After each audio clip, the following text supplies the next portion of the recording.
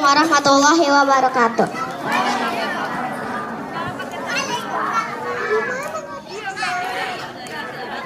Nama saya Mahira Sena Rizky. Hari ini saya akan menceritakan semut dan merpati.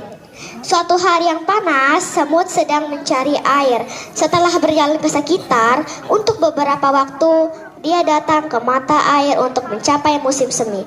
Dia harus memanjat rumput, sementara membuat jalan ke atas, dia terpeleset dan jatuh ke dalam air. Dia bisa tenggelam jika burung merpati di atas pohon di dekatnya tidak melihatnya.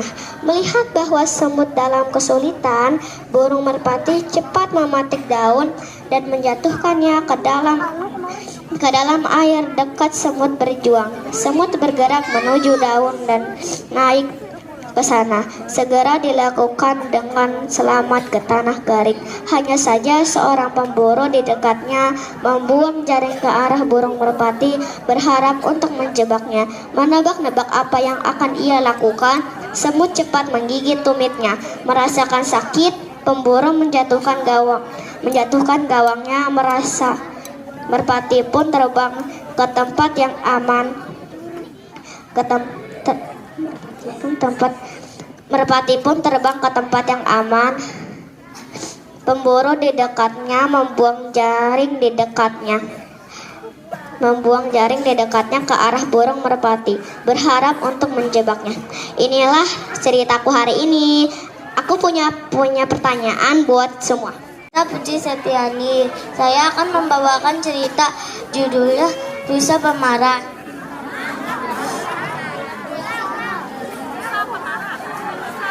Di sebuah hutan yang subur, hiduplah sepasang serigala dan anaknya yang masih kecil.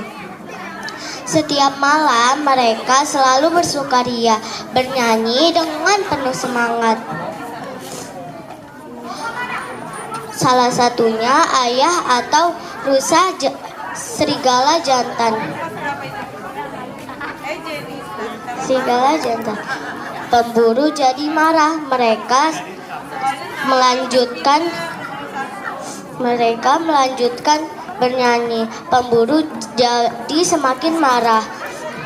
Mereka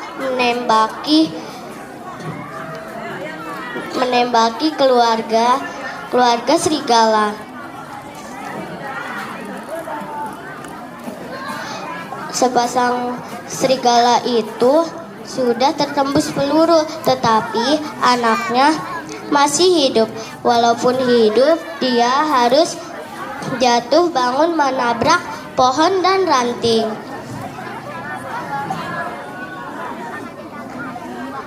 Hampir semalaman dia lari sekuat tenaganya untuk menghindari peluru.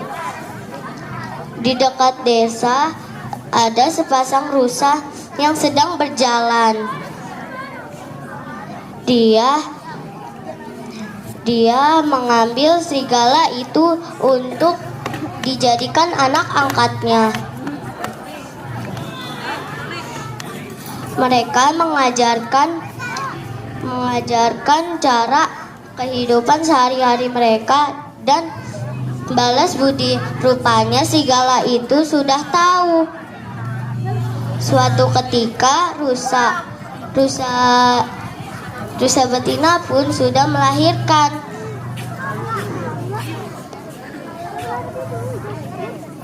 Dan dia sudah mempunyai anak kandungnya. Suatu saat sepasang rusa itu ingin pergi ke ladang untuk bertani.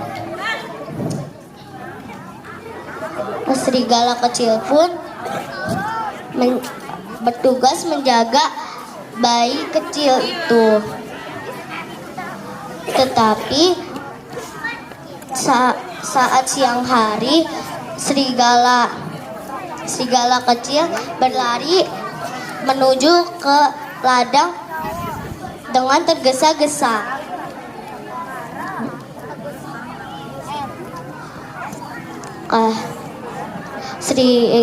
Sepasang rusa itu pun bingung mengapa anak mereka berlari tergesa-gesa. Anak serigala itu pun bilang, "Ayah, ibu, adik rusa, adik rusa." Dia tidak melanjutkan omongannya karena rusa jantan melotot dengan penuh amarah. Kata rusa jantan, "Kau kenapa? Mulutmu berdarah sampai ke bajumu." Serigala kecil pun bilang, "Adik, bayi rusa, bayi rusa." Kata rusa jantan, "Jangan-jangan kau sudah memangsa adikmu sendiri." Lalu rusa jantan pun mengambil pentungan dan menghajar dia. Si serigala kecil tidak menghindar, akibatnya dia babak belur. Dan sepasang rusa itu pun menggeram dan ceburkan ke sungai. Sepasang rusa itu pun balik ke rumah dengan berharap kalau bayi mereka masih hidup. Rupanya bayi rusa itu masih hidup, tetapi di bawahnya ada ular yang kepalanya sudah putus. Mereka membawa anaknya untuk pergi ke sungai. Mereka harap serigala kecil itu masih bisa diselamatkan, tetapi tidak. Mereka sangat menyesal. Pertanyaan pertama, saya Naila Sareha dari kelas 5B.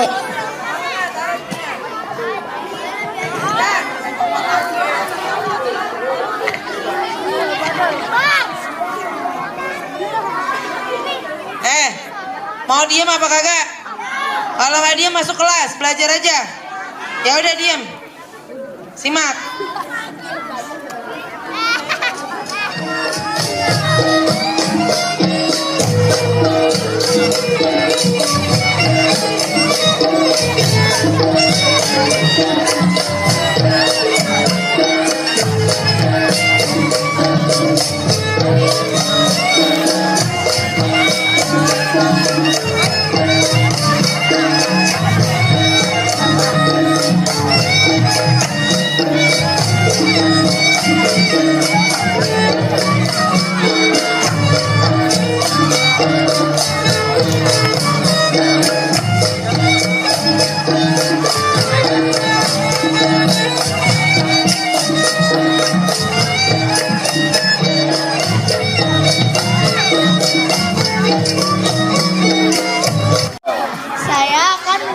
Puisi yang berjudul Tokoh Bangsa. Tokoh bangsa, guruku, lentera dalam pengetahuan, pencetak masa depan, pendidik terhebat sepanjang masa. Guruku, tanpamu langit tiada pernah terpancar. Tanpamu dunia akan beku dan bisu. Kehidupan tiada pernah terlaksana. Terima kasih guru, takkan kulupa jasamu. Terima kasih. Terima kasih. Wassalamualaikum warahmatullahi wabarakatuh. Assalamualaikum warahmatullahi wabarakatuh. Perkenalkan, nama saya Ayu. Kami dari kelas 4. Kami akan membacakan pantun.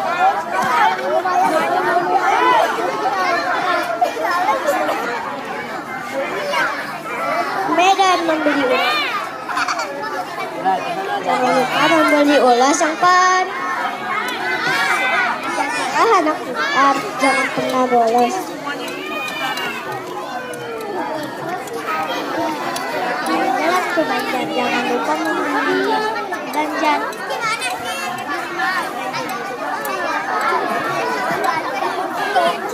Belajarlah dengan giat. kelak menjadi anak pintar.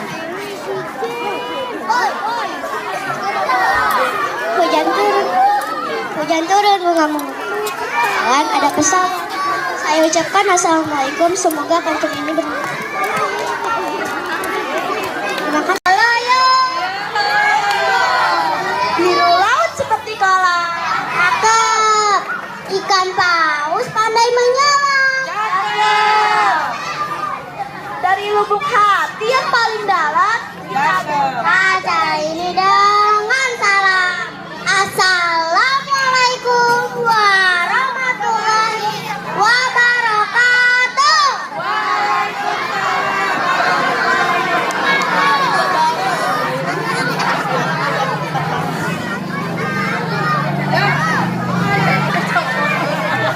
Almira, aku punya pantun nih.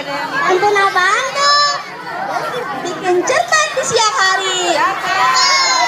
Kenapa ya suara Almira cempreng sekali? Oh my god, balas nggak nih teman-teman? Beli Pepsodent, jangan lupa gosok gigi. Kenapa ya dengan Gina kok tertawa sendirian? Teman-teman, langsung kita balas aja yuk pantun Almira. Suling di tiang tidak simpatik. Pandu digunakan untuk membapok. Si Eneng emang kelihatan cantik, tapi sayangnya giginya ompong. Anak kecil bermain pingpong, cakep. Jangan main sama orang rempong. Tidak masalah saya ompong daripada mukamu kayak panci gosong. Teman-teman, Udah mulai ke sesi yang serius nih. Tentang pendidikan budi pekerti. Almira, aku punya pantun lagi nih. Apaan tuh? Di Singapura kanda berlayar. Kisahnya legenda Melayu yang berdaulatan. Kalau kita sudah belajar, apa yang kita dapat? Di Singapura kanda berlayar. Cakep. Ceritanya masyarakat zaman dahulu. Kalau kita sudah belajar, banyaklah yang didapat ilmu.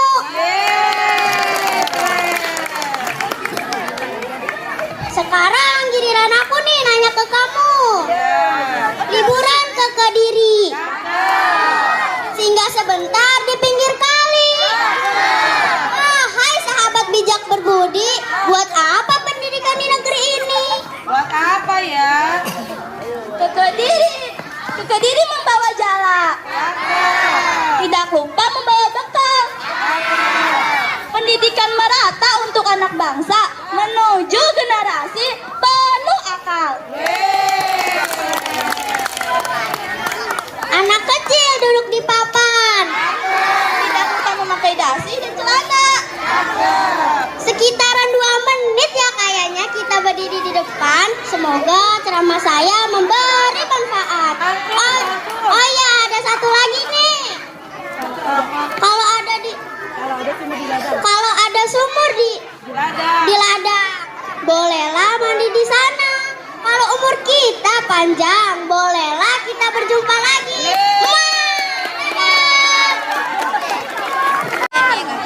Saya akan menceritakan Jokowi. Di dalam tentara Utara ada seorang perempuan tua menemukan anak laki-laki. Ia beri nama Joko Kendil.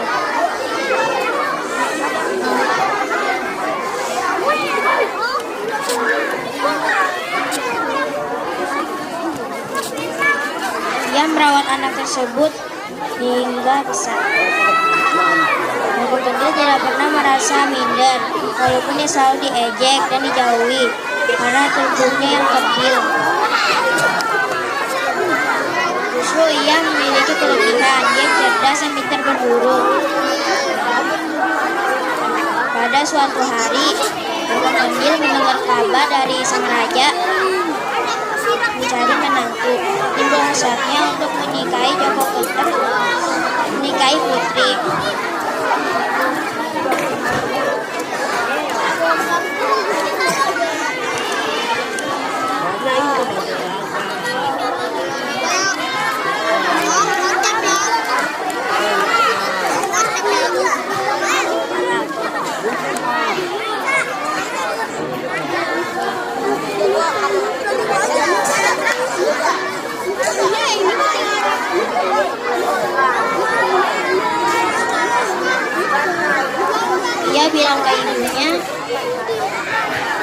ingin menikahi putri.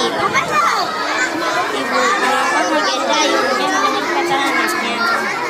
Ibunya pun dulu.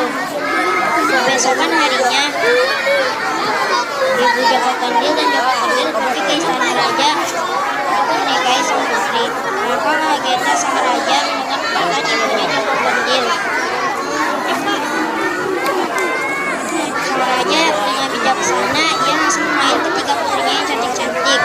Putri pertama dan kedua tidak mau menikah dengan Joko Kendil. Maka kagetnya, putri ketiga ingin menikah dengan Joko Kendil.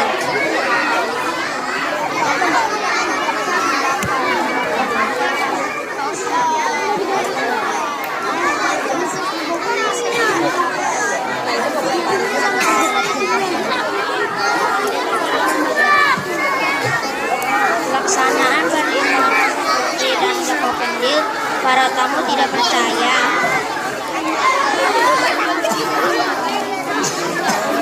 Besokan harinya, sang raja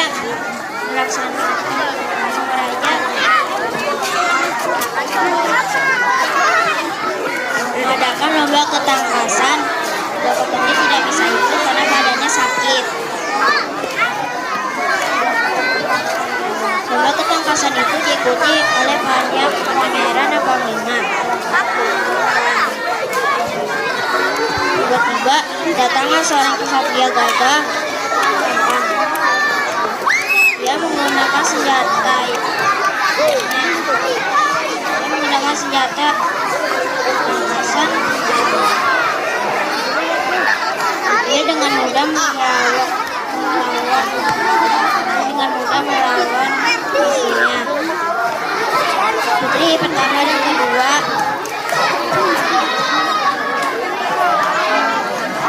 menyukainya. Lalu ia mengejek adiknya karena terburu-buru menikahi Joko Kendil. Putri bungsu pun lari ke kamar menangis terseduh-seduh. Putri bungsu pun melihat Kendil itu dihancurkan. Tiba-tiba ada ksatria masuk ke kamar putri bungsu. Ia mencari Kendil tersebut, tapi Kendil tersebut